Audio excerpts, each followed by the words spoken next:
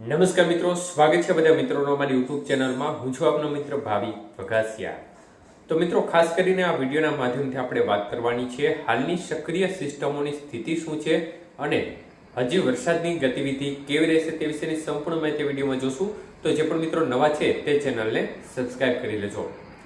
તો મિત્રો, ખાસ કરીને સિસ્ટમની સ્થિતિ જોવા જઈએ તો ડિપ્રેશન સિસ્ટમ છે તે ક્રમશઃ ધીમી ગતિએ ગુજરાતની નજીક આવી રહ્યું છે. હવે તે સિસ્ટમ છે તે ગુજરાતની ઘણી નજીક પહોંચી ગઈ છે અને ગુજરાતમાં એન્ટર પણ થઈ શકે છે.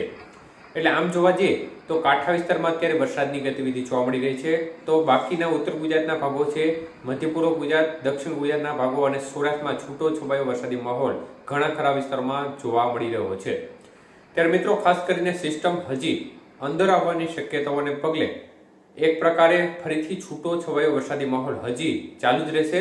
અને જે બંગાળની ખાડીવાળી મોન્થા વાવાઝોડાવાળી સિસ્ટમ ગઈકાલે નબળી પડી વેલમાં લો પ્રેશરમાં ફેરવાઈ હતી, તે સિસ્ટમ હવે બિહાર નજીક જતી રહી છે, મતલબ કે ઘણી દૂર જતી રહી છે.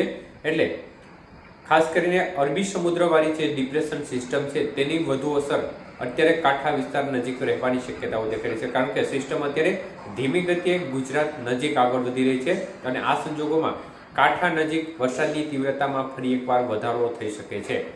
આવનારી 24 કલાકની અંદર હજી વરસાદની ગતિવિધિ થોડી વધુ રહેશે અને ત્યારબાદ ક્રમશઃ વાતાવરણ છે તેમાં એક પ્રકારે જે વરસાદની ગતિવિધિ છે તે ઘટવા તરફ રહેશે. વાતાવરણ ધીમે ધીમે આ સિસ્ટમ અંદર એન્ટર થઈ જશે, બાદમાં એ પણ ઝડપથી નબળી પડવાની શરૂઆત થશે અને એક પ્રકારે સૂકા પવનો શરૂ થશે. એટલે જે સિસ્ટમ છે તે અંદર એન્ટર થતા સૂકા પવનોના કારણે જે વાતાવરણ અત્યારે એકંદરે ધાબળિયું જોવા મળી રહ્યું છે તેમાં ધીમે ધીમે ખુલ્લું થવા લાગશે. એટલે 24 કલાક સુધી 24 થી 36 કલાક સુધી હજી વરસાદની ગતિવિધિ શરૂ રહેશે, પરંતુ ત્યારબાદ ક્રમશઃ ઘટાડો થશે અને વાતાવરણ ધીમે ધીમે ખુલ્લું થવા લાગશે. તો એકંદરે આ પ્રકારની શક્યતાઓ અત્યારે દેખાય છે. ત્યારે મિત્રો, ખાસ કરીને સિસ્ટમ અંદર એન્ટર થશે એટલે દક્ષિણ પશ્ચિમ સૌરાષ્ટ્રના જે કાંઠા વિસ્તાર છે તેમાં હજી આવનારી 24 થી 36 કલાકની અંદર વરસાદનું જોર થોડું વધુ રહી શકે છે. બાકીના સૌરાષ્ટ્રના ભાગો છે, દક્ષિણ ગુજરાતના ભાગો છે, મધ્ય પૂર્વ ગુજરાત અને ઉત્તર ગુજરાતના ભાગો છે તેમાં પણ છૂટો છવાયો વરસાદી માહોલ જોવા મળશે, પરંતુ વિસ્તાર છે તે સૌરાષ્ટ્રના ભાગોમાં વધુ રહેવાની શક્યતાઓ દેખાઈ છે. ગઈકાલે પણ જોયું કે મહુવા આજુબાજુના વિસ્તારમાં સારો વરસાદી માહોલ જોવા મળ્યો અને આમ જોવા જઈએ તો આ રાઉન્ડમાં ઓલ ઓવર ભાવનગર, મહુવા, અમરેલી જિલ્લો છે, ગીર સોમનાથ જિલ્લો છે તેમાં સૌથી વધુ અસર સૌરાષ્ટ્રના ભાગોમાં જોવા મળી.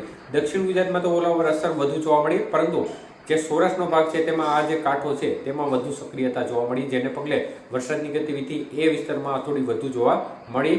અને અન્ય તરફ બીજે છૂટો છવાયો વરસાદી માહોલ જોવા મળ્યો, પરંતુ કચ્છનો જે ભાગ છે તેમાં વરસાદના વિસ્તાર છે તે ખૂબ ઓછા રહ્યા. પરંતુ હવે સિસ્ટમ પશ્ચિમ સૌરાષ્ટ્ર નજીક જાય તો આ સંજોગોમાં છૂટી છવાઈ વરસાદની ગતિવિધિ કચ્છના ભાગોમાં પણ જોવા મળી શકે છે.